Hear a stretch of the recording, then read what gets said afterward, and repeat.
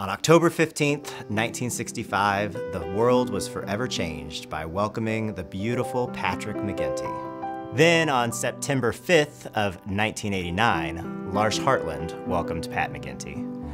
And for the past nearly 27 years, every person that has come into our community has no doubt that they are beautiful, that they deserve raises, and that they need vacations. I guess the greatest thing about Pat was there are a lot of hard times at L'Arche where you don't always feel in control. When you walk into a room and you get the compliment like you're handsome or you're skinny, even though I'm nowhere near skinny, it kind of snaps you out of it and you get that community feel again. I'm handsome, I'm skinny, and I feel better because of Pat. One of my favorite things was probably in the morning time, go to give Pat his meds. I'd go upstairs, and as soon as I knocked on the door, I'd hear him behind the door already giving me compliments. He'd smile, and you know, just gonna miss that when I'm taking him to work and coming home from Heartstrings. He's always had a smile on his face. He'd always give you compliments, and it's kind of what we miss the most about him, but I enjoyed the time we had. I'm grateful for knowing Pat ever since I came here. For the time we did a puzzle together and he only wanted to compliment me and not really do the puzzle. And I'm thankful for every time he ever said, "You look beautiful today." Because I'm from Texas, Pat would always associate me with this horrible twang that he would try to pull up whenever he said, "Oh, she's from Texas and she loves her ranch dressing." I think I was the most honored the one time he told me that I should become a nun, because I know how highly he regards nuns.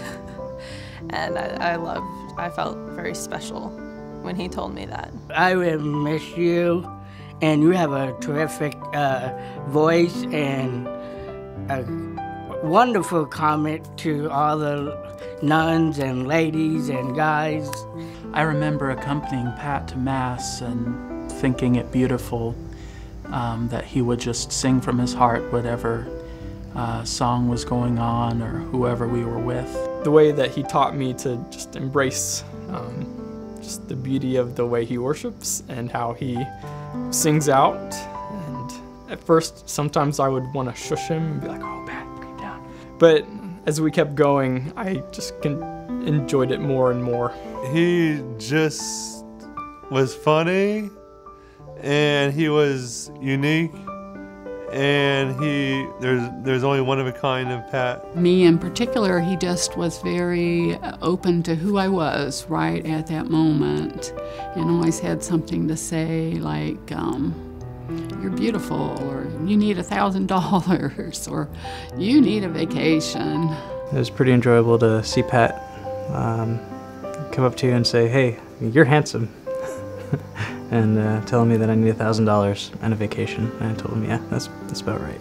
You can't really help but love Pat, whether you've just met him or if you've known him for years. He's just got the type of personality that shines. And it's funny because he never really liked to be in the spotlight, but he couldn't help it because he was always brightening people's days. He wasn't big on being around crowds or even some of his roommates sometimes, but if I was back in town for a trip, Pat would sit down and sit on the couch and hang out, and he would talk a little bit with me about my trip and what I'd done, and he would comment on how nice I looked. Pat was pretty funny, and he was a pretty funny guy. He kind of had extinguishable laugh. He snorted when he laughed.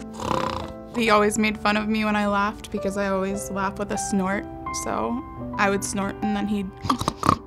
Anytime that I took him bowling on Friday nights and he got a strike, he would always go, "Shabbat shalom."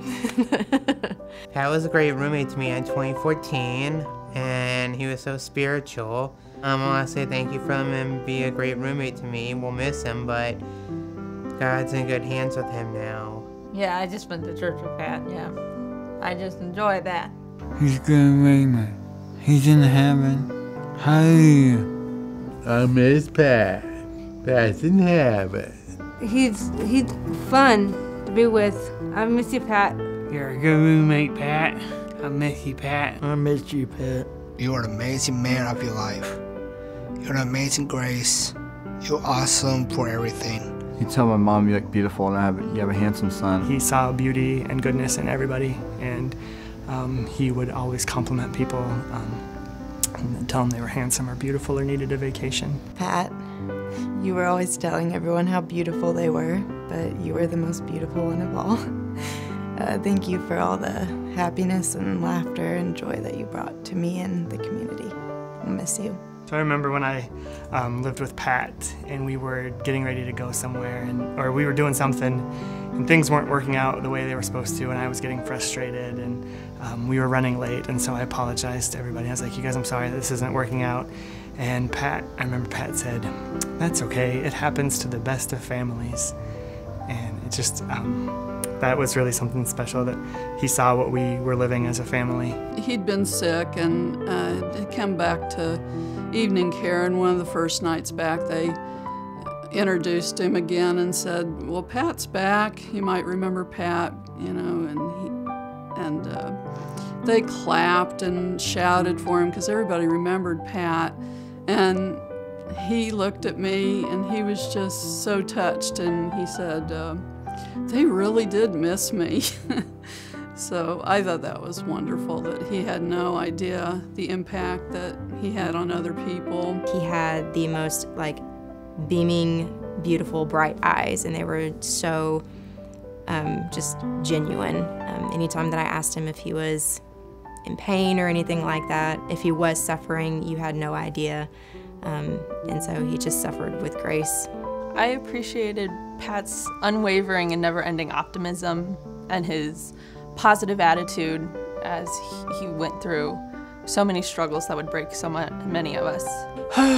Pat, you're the amazing guy of my life right now, and I thank you for you take us to Faith for Sharon, and I like when you go to chapels a lot, and I thank you for everything you tried, to being strong. Pat's spirit was infectious. To meet Pat once was to be forever changed by the knowledge that there was a pure heart in the world that just wanted to be loved. Pat McGinty, he's the best friend of mine, and I knew Pat, and he's a tea for a queen. He would hold his hand like this, like he was drinking a teacup, and he would be like, tea with the queen. He's like, you need $1,000. You need $1 million.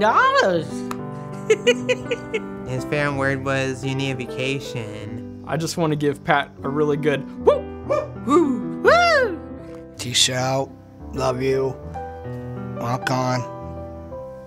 I want to love you new every day. We come together this evening with heavy hearts for our friend Patrick McGinty, who for the past 27 years has joined L'Arche Heartland at Community Night, the second Friday of every month. So to honor Patrick this evening and his memory, we have 27 purple balloons, one for every year that Patrick shared with us in community. I'm going to cut the balloons and release them up, and as they go up, I want everybody in the crowd to look up and give the best, "You're beautiful." And now we release the balloons. You're beautiful!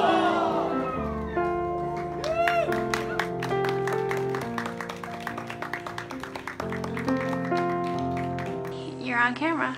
Really? Yep. Oh my. Oh my. Ready? Where is it? I don't see the Where you camera. gonna sing? I don't know. How about the song will come out tomorrow? I don't know that one. Where? The sun will come come out. Tomorrow.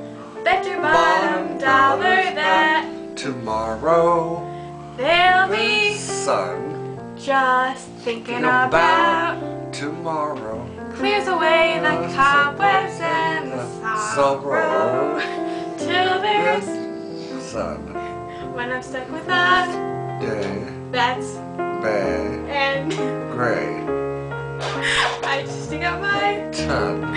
and Grin. and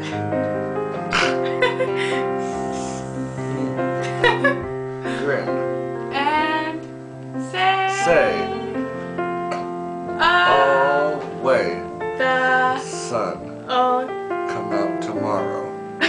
so you gotta hang on till tomorrow. Is it recording? Come one, Day. 2 morning? Yes, it is. Really? Tomorrow, Where? you're only a day out.